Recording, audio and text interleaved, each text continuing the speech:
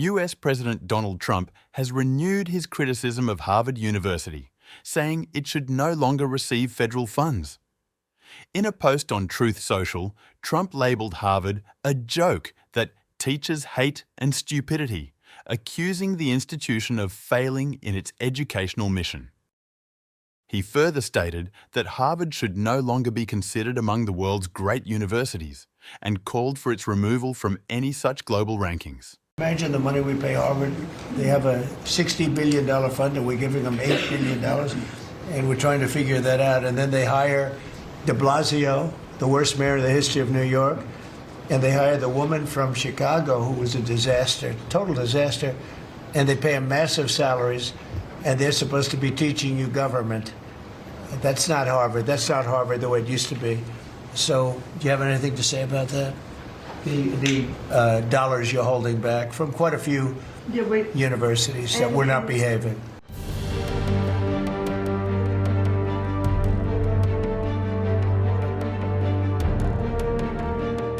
Trump directed particular criticism at Harvard's recent high-profile faculty appointments. He singled out former New York City Mayor Bill de Blasio and former Chicago Mayor Lori Lightfoot, calling them two of the worst and most incompetent mayors in the history of our country. He questioned their qualifications to teach public administration and governance, noting what he described as ridiculously high salaries. The president also accused Harvard of hiring what he called woke, radical left individuals. He claimed that such appointments were fostering a culture of failure and poor leadership among students, describing many faculty members as idiots and bird brains.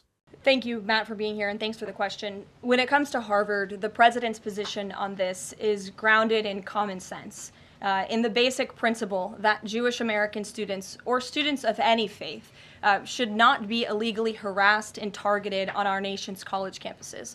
And we unfortunately saw that illegal discrimination take place on the campus of Harvard. There are countless examples to prove it, particularly with the stunning confession by then Harvard President Claudine Gay, who said that bullying and harassment depended on the context.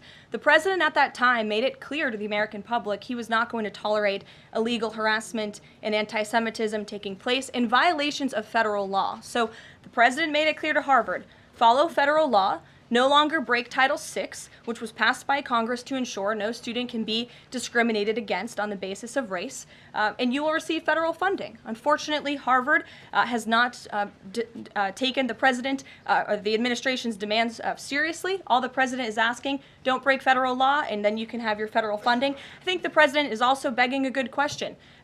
More than $2 billion out the door to Harvard when they have a more than $50 billion endowment. Why are the American taxpayers subsidizing a university that has billions of dollars in the bank already? And we certainly should not be funding a place where such grave anti-Semitism exists.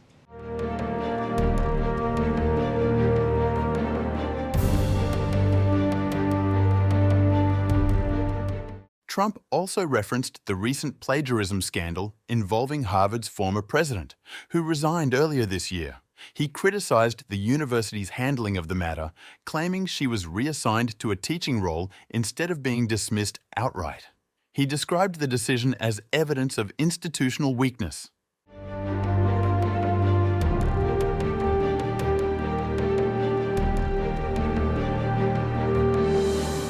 The president's comments come amid broader efforts by his administration to place elite academic institutions under increased federal scrutiny.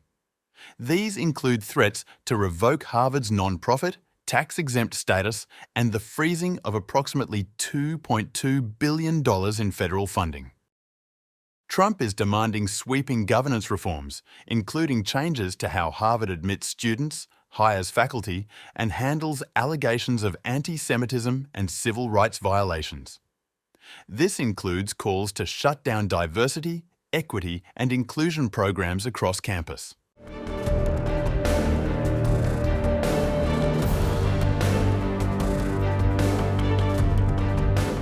Harvard's stance has drawn support from other major academic institutions. According to The Guardian, Stanford University leaders issued a joint statement in defense of Harvard. President Jonathan Levin and Provost Jenny Martinez stressed that while universities must respond to criticism with humility, direct government control is not the answer.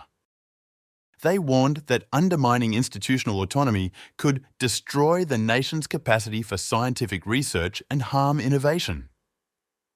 Referring to the First Amendment, they said universities must retain the freedom to determine who teaches, what is taught, and how education is delivered.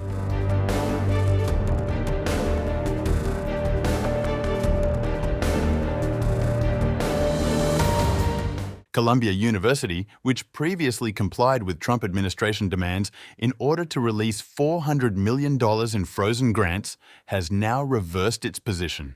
According to the New York Times, Columbia's acting president has stated the university will not accept any deal that compromises its autonomy, even as talks with the White House continue. At Yale University, faculty members have publicly urged the administration to reject and legally challenge what they call unlawful demands from the federal government.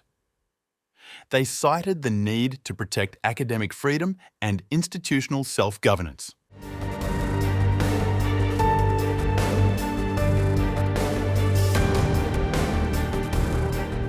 The Trump administration has framed its actions as a response to rising anti-Semitism on university campuses.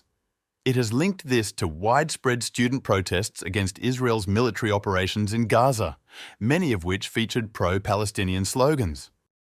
The White House has also tied continued funding to university compliance with diversity policies, race-conscious admissions, and faculty hiring practices.